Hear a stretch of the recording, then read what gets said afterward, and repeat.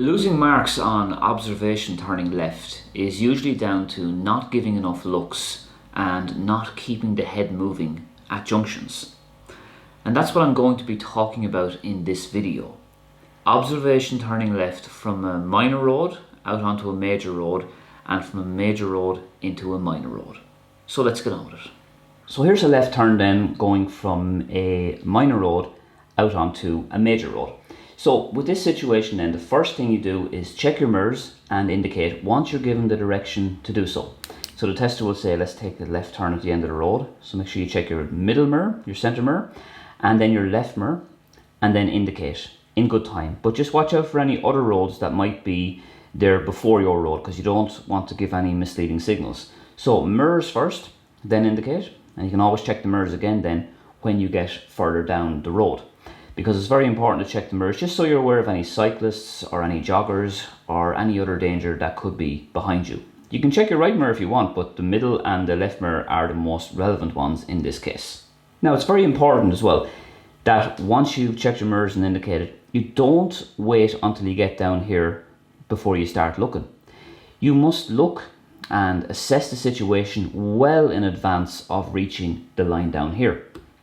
Because by doing this, you're going to be more prepared for the junction, more prepared for dealing with the junction successfully. So as you're coming down, if it's open, and open means you can clearly see this way and this way, like there's no fence or no wall blocking your view of this pedestrian, for example. So try scan the junction before you get there by giving a quick look this way and this way. And that way you're going to inform yourself, is there any parked cars, for example? Could be some parked cars queued up here maybe. That could maybe make it a bit more difficult to see when you get there. The pedestrians, and there's a pedestrian there, for example, another pedestrian there. So you're watching out for any people or children that could be crossing or about to cross. Parked cars, as I said, could be queued up there, maybe roadworks. Or maybe there's a set of traffic lights here or a pedestrian crossing or something like that. So by being aware of that then, once you eventually finish your turn, you're going to be more aware of the traffic lights here because you spotted them down here, you see. So it's all about planning, reading the road ahead, essentially previewing the junction. Another thing to observe here is the curve here going to the left. Very often the road will curve to the left here like this, the curve will, and you need to be aware of that, because very often having good observation is linked to having a good position. This is also relevant in terms of being aware of the line here, whether it's a stop line, which is continuous, or a yield line, which is broken. So be aware of that. Make sure you're in a good position, that you keep left turning left, and that you stop at the line if you need to stop. If it's a yield junction, you may not need to stop. But whatever about yielding or stopping, it's very important that you show good observation anyway, which we're going to talk about now. But it's so important as well just to observe this here, and that's why I say on the approach, the work really starts. So this is why you have to read the road ahead so you can have not only good observation, but good position as well. Because if you're in a good position, this is essentially laying the foundations for good observation. So let's say you stop anyway at the line, it's a stop line, and you stop here, for example. It's so important that you understand the following point. Many quick looks is best, and don't forget the one last look. So many quick looks first. That means you look both ways multiple times. Now, how many times you look left and right, it just depends on how long you're stopped there. But the most important thing is do not stare this way to the right. Yes, do be aware of the right more so than the left, but you can't constantly look to the right, because if you do, you're in danger of missing any danger here, like the pedestrian or like parked cars or cyclists that could be coming.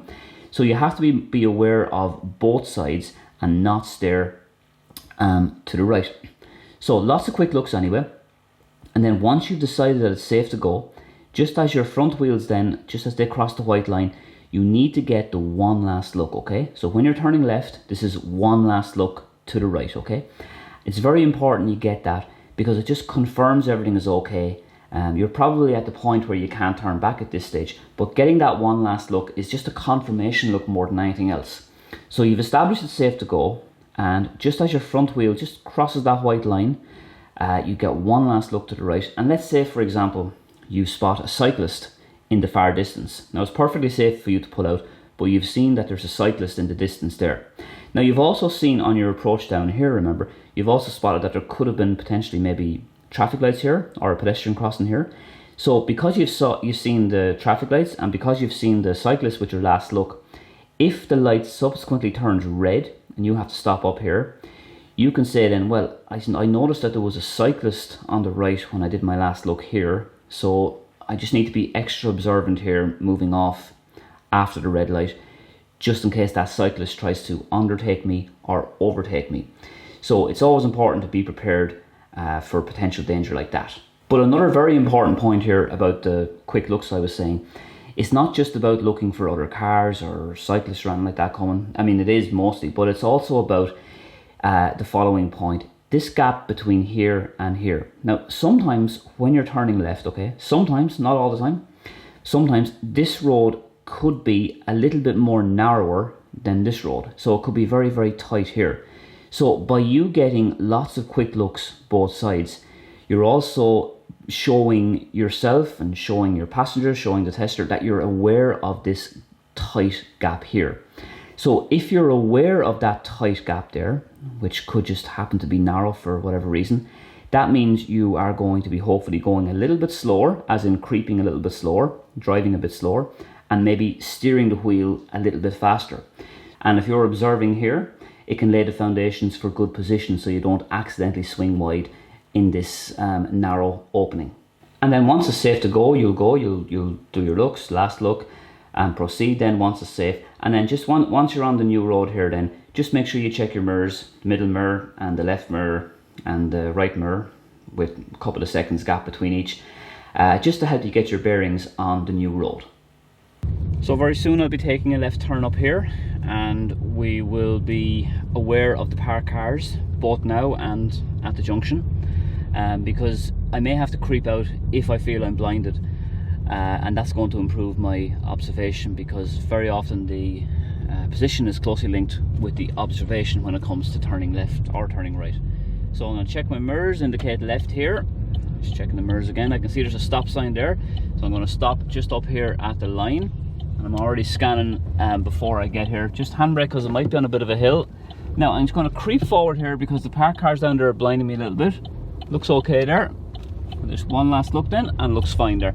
So just good to creep out there just in case. Another left turn here then, some mirrors and indicate left. I'm aware, I'm scanning, and I'm keeping very close to the left here as well because of the way the curb is. And then looks all clear.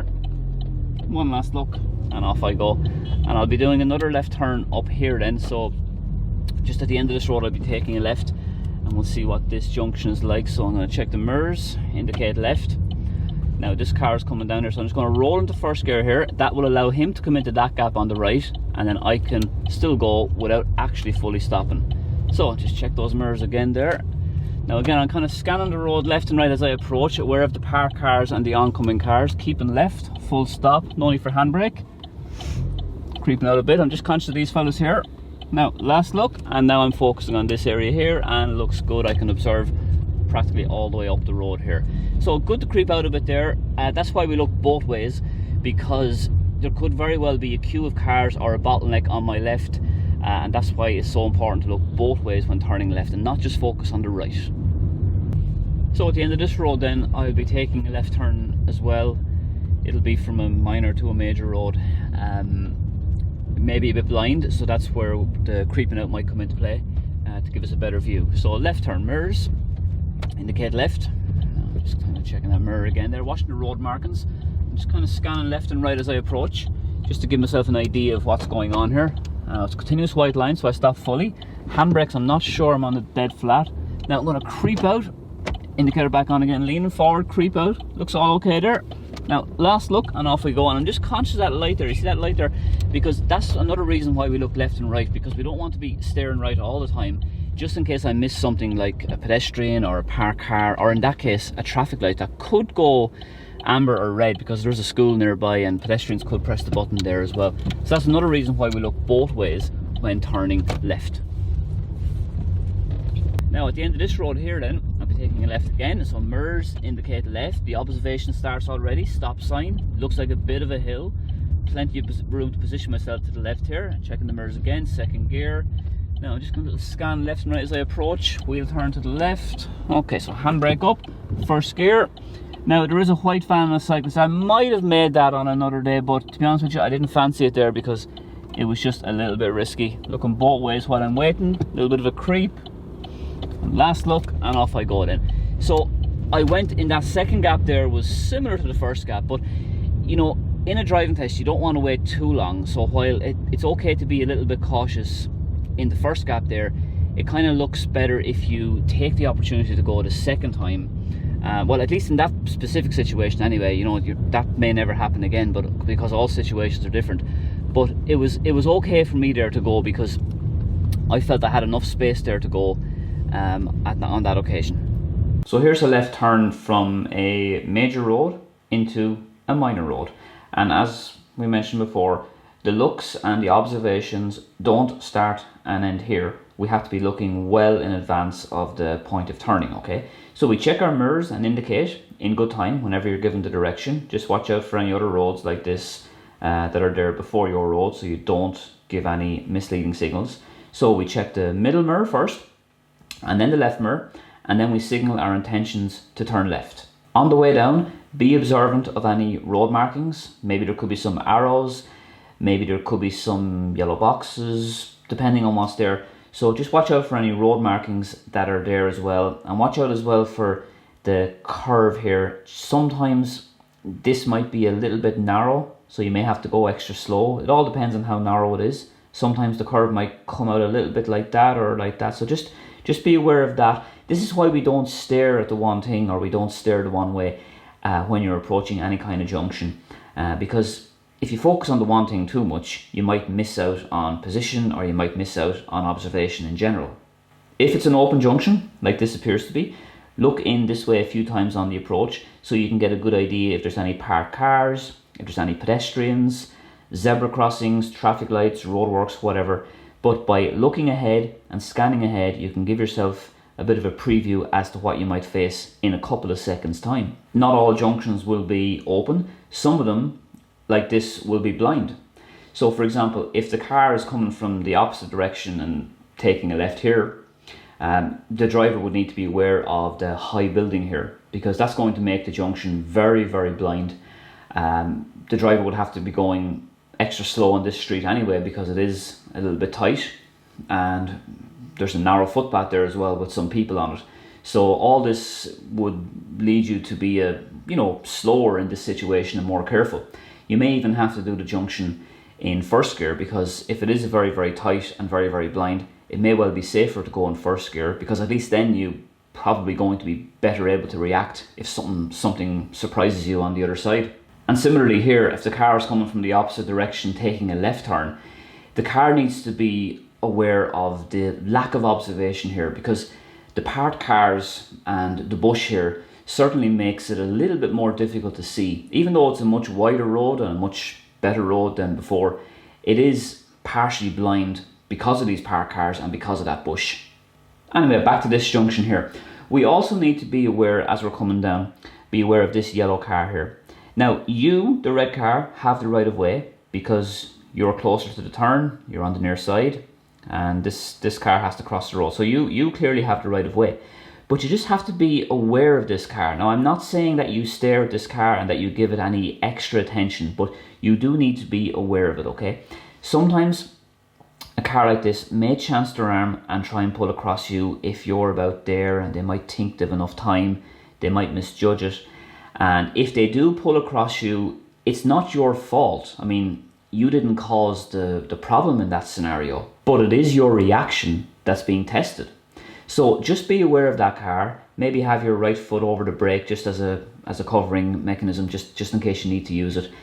But whatever you do, just be prepared that you may need to stop earlier than you think. And if you can avoid any sudden or sharp braking, well then it's going to look a lot better on you, and it's going to show that you have much better reactions.